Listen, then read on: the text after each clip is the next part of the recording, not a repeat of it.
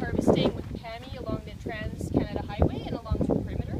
That's really easy harvesting. If you want to harvest, ditches are a good place to be because you've got the road right beside you. You can bring in different types of machinery to harvest. Trans-Canada and the perimeter are so wide that they just bring in the agricultural machinery and harvest it like you would other crops, basically. Is that accurate? Pretty close. Yeah, pretty close. There's some modifications, but City of Winnipeg has 25 kilometers of ditches that they maintain, and they're already removing cattail from it anyway for drainage purposes.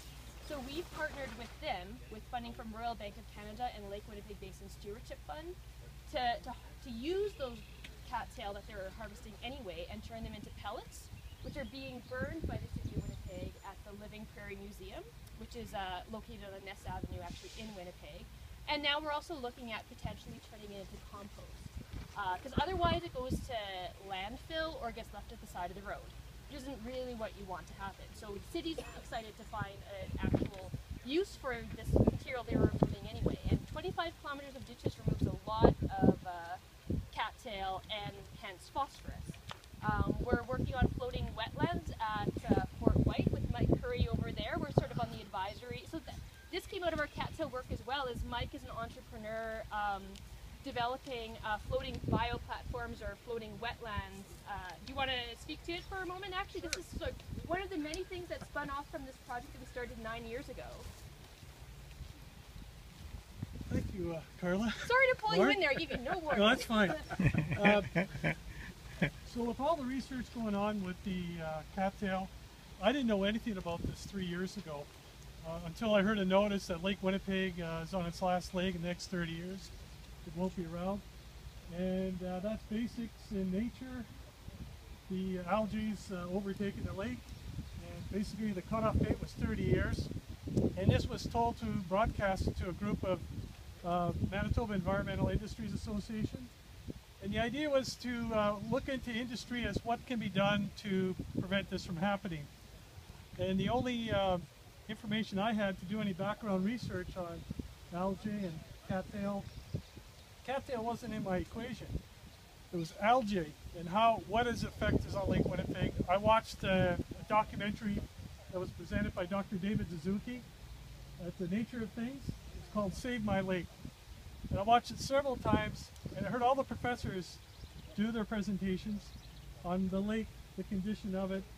And the main theme was taken, from my point, the main theme was when the water rose, the cattail died. It was a natural filter. So basically what had happened over a period of maybe 50 years, the natural filter was gone from the lake. And that led a lot of these phosphorus, nitrogen, and pesticide overloads into the lake, creating this algae plume. And in the industry that I'm in, we create test tubes for water. Basically, it's for researchers that have used our product for 40 years. And what I thought, well, why don't we put the cattail in a floating bed? And I took this idea to the industries around, like the researchers.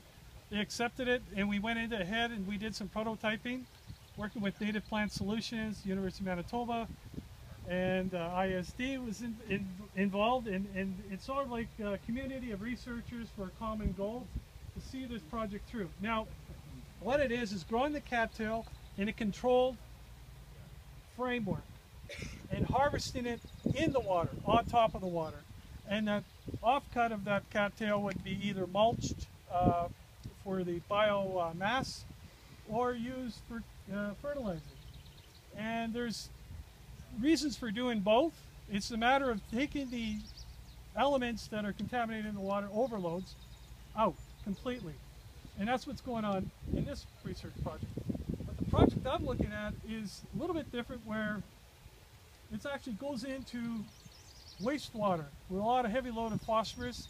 And that concept is relatively, instead of expanding the wastewater lagoons for natural wetlands, which is going on, which is fine, but to eliminate a lot of it and to capture it and get it out of the water completely, this is where this harvesting system is designed for.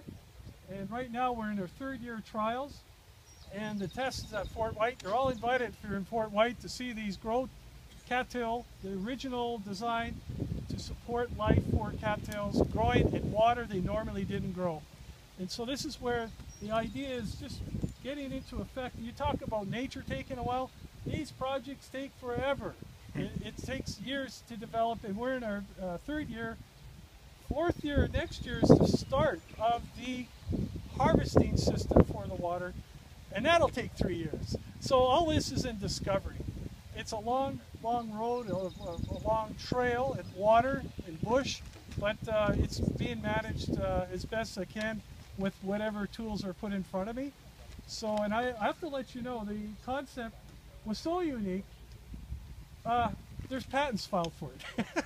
So it's almost like created a whole new industry out of this whole concept of using cattails for other than just growing in the ditches and in areas where they shouldn't be growing. So thank you, Carla. And I may mention Lauren's group too, FAMI. They've been involved in the beginning stages too.